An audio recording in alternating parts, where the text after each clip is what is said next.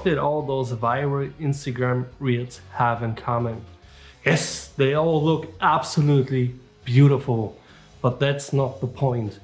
They all use the same technique, which is one of the most powerful and effective techniques that you can use while editing. This technique is specially used when you want to cut to a beat. This effect you can use in car reels, music videos, or even in your travel videos. You can also use this effect as a transition, and this is really, really powerful.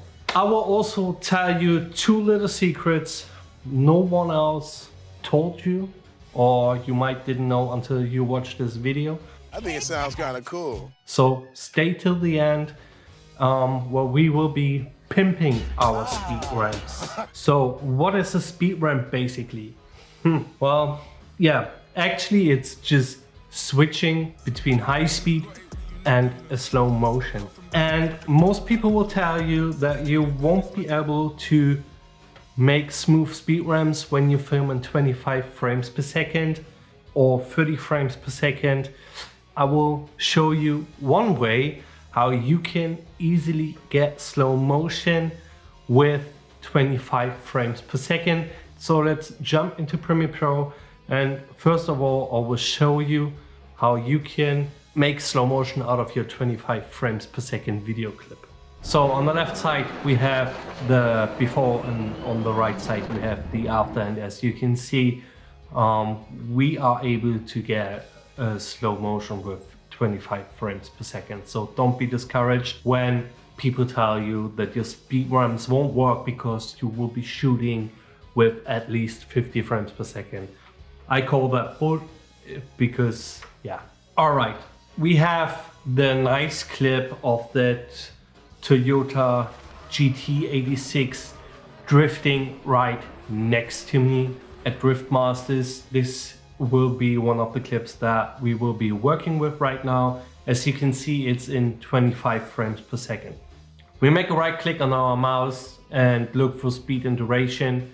We type in 50%, and down at the bottom we need to change it to optical flow, and Premiere will do the rest.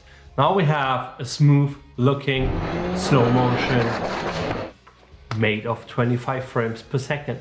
Let's jump right into the next part, which will be speed ramp in a video. Not using as a transition like you see in all those car reels. First of all, we take that clip with our 25 frames per second, what we changed, into a slow motion clip. You will have to nest this to keep on working with it. This will make things a lot easier for you guys. Keep in mind when you have nested it and you know that your 100% video speed is now your slow motion. I know that sounds a bit confusing, but it will make sense when we jump into Premiere Pro right now. Now that we have nested the sequence, we just want to make a right click on that little FX button, go down to speed, and as you can see we can drag it up and the percentage will change because that's the percentage of speed you have.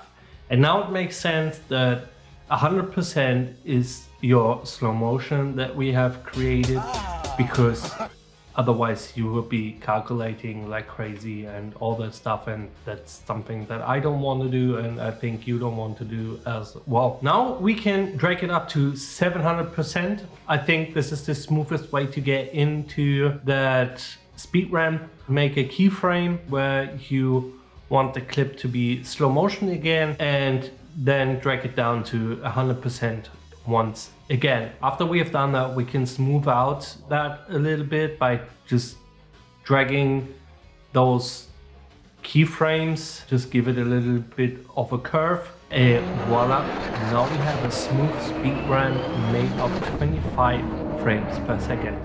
You need to be careful because you might get some special effects when you're using 25 frames per second.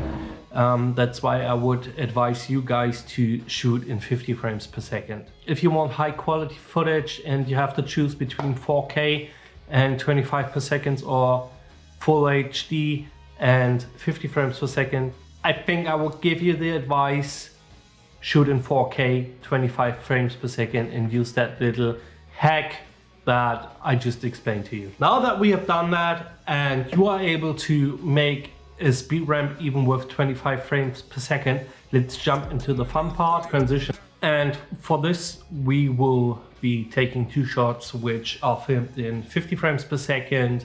As I already said, that would make things much easier. This works best when you have 2 clips that are going into the same direction. And for that extra little spice, put your gimbal in the POV mode. This will give you, or make it possible to give you those turns and spins and all that stuff, which look really awesome combined with speed ramps. Sometimes the clips still need to be stabilized even when they are shot on the gimbal. The first thing you want to do is drag the warp stabilization onto the clip, nest it again, and then you're ready to go for the fun part.